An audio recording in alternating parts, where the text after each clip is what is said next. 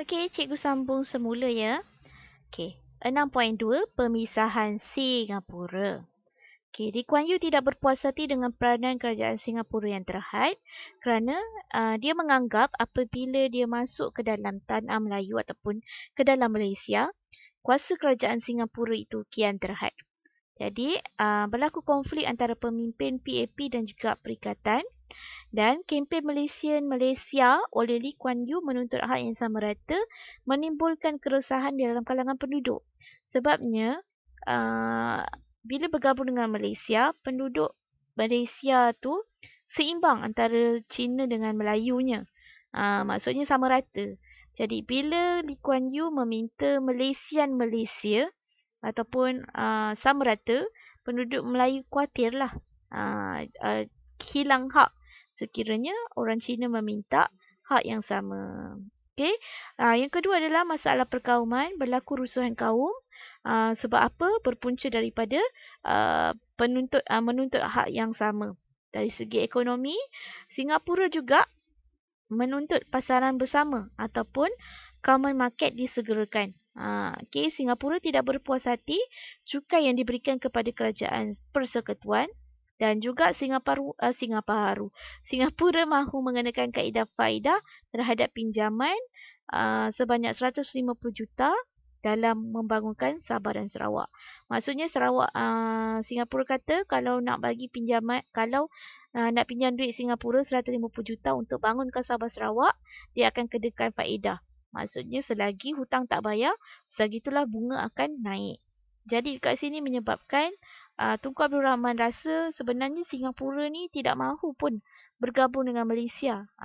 Jadi dia rasa macam Singapura mahukan jawatan Tunku Abdul Rahman ataupun mahu menguasai Malaysia.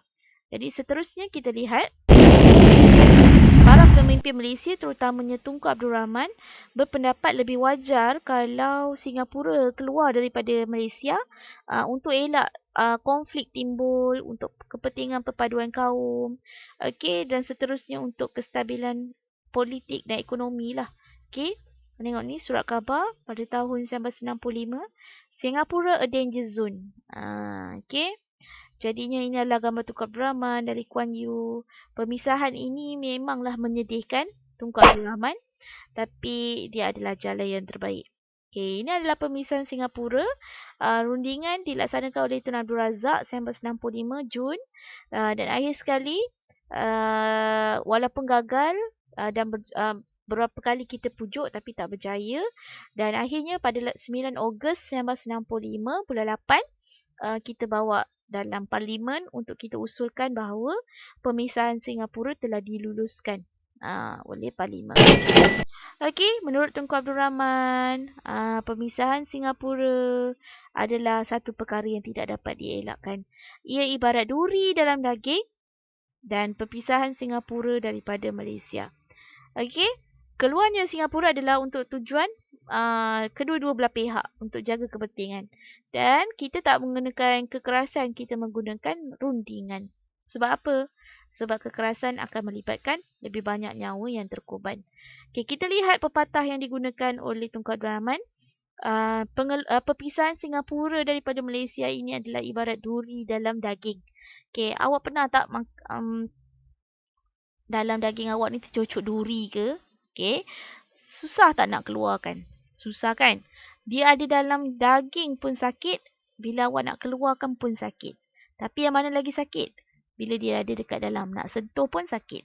Jadinya, pepatah ni sesuai lah untuk Singapura di mana nak kita kena keluarkan nak ataupun tidak duri tersebut dalam daging. Sebab jangka masa panjangnya adalah untuk keamanan dan juga untuk kembalikan hak orang Melayu. Okey, faham Okey, seterusnya. Okey, 6.3. Kita juga mengalami masalah ancaman komunis dekat Sabah dan juga Sarawak. Okey, bentuk-bentuk ancamannya adalah gerakan politik, serangan bersenjata dan usaha kita mengatasinya adalah kita buat perang saraf dan juga operasi ketenteraan. Okey, ini dekat Sarawak. Dekat Semenanjung pula, pembunuhan anggota keselamatan dan orang awam dan berlaku pengeboman dekat Tugu Negara. Jadi apa caranya adalah kita buat strategi counterinsurgency ataupun COIN dan juga perjanjian kerjasama sempadan iaitu perjanjian hadnya. Okey, ancaman keselamatan di Sarawak kita lihat dulu. Okey, gerakan politik iaitu komunis menentang gagasan Malaysia. Maksudnya dekat Sarawak ada penduduk yang menerima Malaysia. Tapi ada satu persatuan komunis ni tak suka dengan pembentukan Malaysia. Okey, jadinya nama persatuan itu adalah Persatuan Komunis. Okey. Kerajaan Sarawak memburu dan menangkap ahli yang terlibat dan mereka melarikan diri ke Kalimantan Utara dan membentuk satu parti yang baru iaitu PPKU. Okey, PPKU terus berjuang melalui Pasukan Rakyat Kalimantan Utara dan Pasukan Gerila Rakyat Sarawak untuk membentuk Republik Komunis Sarawak. Okey, Sarawak sebenarnya rakyat komunisnya mahu membentuk sebuah negara republik. Okey, serangan bersenjata iaitu orang-orang komunis telah menyerang Batu Gitan Sarawak dan satu permulaan serangan kepada orang awam. Okey, dua kaedah macam mana kita atasi adalah perang saraf dan kedua adalah operasi ketenteraan. Okey, apa maksud perang saraf? Semasa perhimpunan awam diberikan kesedaran ancaman komunis. Okey, edaran risalah kita serahkan kepada rakyat tentang bahayanya komunis. Kita isytiharkan kawasan putih yang bebas ancaman komunis dan kita juga tawarkan pengampunan kepada komunis yang ingin menyerah diri dan kita menyediakan kemudahan infrastruktur yang baik kepada penduduk. Maksudnya kita buat perang secara saraf. Saraf ni maksudnya dalam emosi lah. Maksudnya kita ajak rakyat Sarawak ni suka kepada Malaysia. Okay, suka kepada tanah Melayu. Okay, kedua adalah operasi ketenteraan, operasi Hammer, operasi Rescom dan operasi Sri Aman. Macam mana kita nak halang komunis adalah kita buat operasi Hammer. Okay, apa itu operasi Hammer? Sebuah pertempatan baru didirikan untuk 7,500 orang. 1,200 berketurunan Hakka berjaya dipindahkan. Mereka dipindahkan ke tiga kawasan tempatan dan terdapat kawalan perintah dan berkurung. Okey, kenapa kita pindahkan orang? Sebab kawasan-kawasan mereka telah ditakluk oleh komunis. Okey, kesannya gerakan komunis goyah, komunis ditangkap, operasi tamat 1970, operasi Jala Raja dijalankan di Nonok Asajaya bahagian pertama. Okey, dan 500 komunis keluar dan menyerah diri. Okey, peraturan operasi Hammer, penduduk tak boleh keluar kalau tak ada kad pengenalan. Penduduk harus melaporkan diri sekiranya ingin keluar, pergi beli barang atau pergi kebun atau pergi ladang. Waktu keluar adalah 7 pagi, mesti balik sehingga jam 2 petang sahaja. Okey, penduduk tidak dibenarkan melakukan aktiviti seharian seperti pertanian untuk mengelakkan komunikasi berlaku antara penduduk dengan komunis.